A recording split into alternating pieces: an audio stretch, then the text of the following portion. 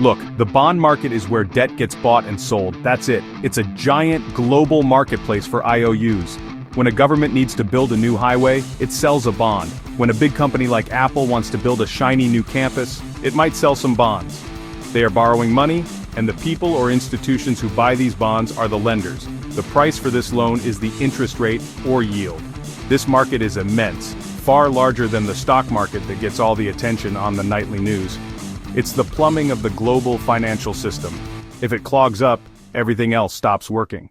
For the better part of a year, the air on Wall Street has been thick with anticipation.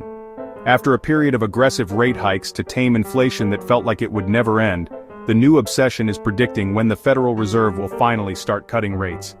As of today, August 18, 2025, the chatter has reached a fever pitch. Enter Jerome Powell, the chair of the Federal Reserve. His job is a delicate balancing act. In his last public appearance at the annual Jackson Hole Symposium, Powell gave a masterclass in saying a lot without saying anything definitive. When investors believe a rate cut is on the horizon, a predictable, frantic dance begins. The name of the game is to front-run the Fed, to buy assets that will benefit from lower rates before the rates are actually cut. If you buy a 10-year Treasury bond today that pays, say, 3.9% interest, this all might seem abstract, but these shifts in the bond market have tangible consequences for your daily life.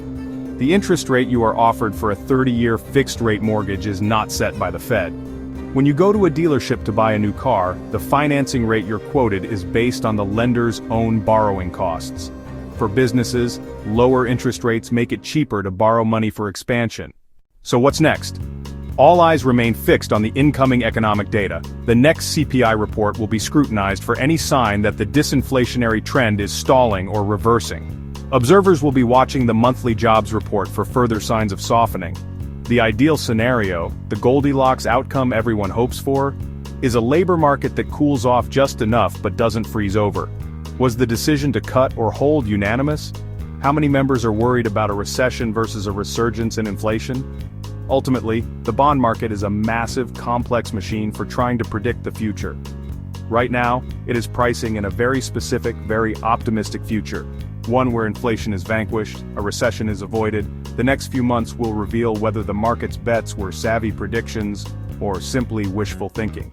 The only certainty is that the bond market will be the first to tell us.